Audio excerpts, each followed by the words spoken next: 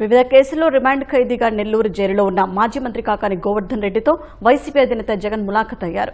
హెలికాప్టర్లో నెల్లూరు చేరుకున్న జగన్ హెలిప్యాడ్ నుంచి రోడ్డు మార్గంలో జైలు వద్దకు చేరుకున్నారు. అనంతరం కాకాడితో ములాఖత్ అయ్యారు. జైల్లోకి ముగ్గురికి మాత్రమే పోలీసులు అనుమతి ఇచ్చారు. ఆ తర్వాత జగన్, నల్లపరెడ్డి ప్రసన్నకుమార్ రెడ్డి ఇంటికి వెళ్లనున్నారు. మరోవైపు జగన్ పర్యటన దృష్ట్యా పోలీసులు అప్రమత్తమయ్యారు. ఇటీవల జగన్ పర్యటనలో జన సమీకరణ, వైసీపీ శ్రేణుల అత్యుత్సాహాన్ని దృష్టిలో ఉంచుకుని ఎక్కడికక్కడ కట్టడి చేశారు.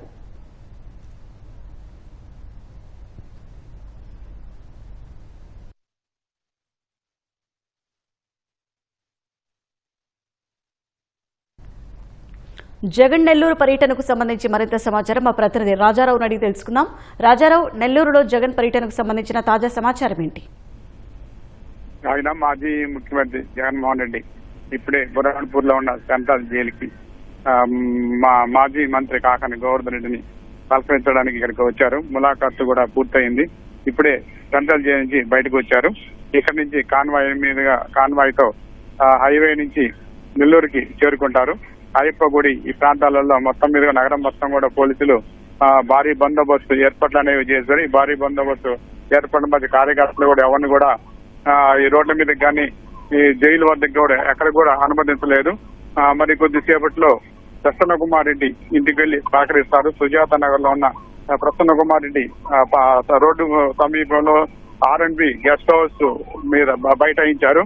కార్యకర్తలని అనుమతించలేదని, ర్యాలీకి కూడా పర్మిషన్ ఇవ్వలేదని నిరసన వ్యక్తం చేస్తూ బైఠాయించారు. పోలీసులు కూడా జగన్ ప్రసన్న కుమార్ ఇంటికి వస్తున్న సందర్భంలో ఇక్కడి నుంచి లేయాలని చెప్పి కూడా గట్టిగా పోలీసులు చెప్తున్నారు. అయితే మొత్తం మీద కూడా జగన్ పర్యటన ఎక్కడ కూడా గొడవలు లేకుండా ఎక్కడికెక్కడ పోలీసులు జిల్లా మొత్తం మీద కూడా అన్ని నియోజకవర్గాల నుంచి కార్యకర్తలు నెల్లూరు నగరంలోకి రాకుండా అడ్డుకోగలిగారు. దాదాపు 900 మంది పోలీసులు ఈ భద్రతా ఏర్పాట్లలో పాల్గొన్నారు. వీరందరూ ఇప్పుడే ఇక్కడి నుంచి సెంట్రల్ జైలు నుంచి హైవే మీదకి జగన్ కాన్వాయ్ బయలుదేరింది. మరి కొద్దిసేపట్లో ప్రసన్న ఇంటికి చేరుకుంటారు. ఇది పరిస్థితి. ధన్యవాదాలు రాజారావు.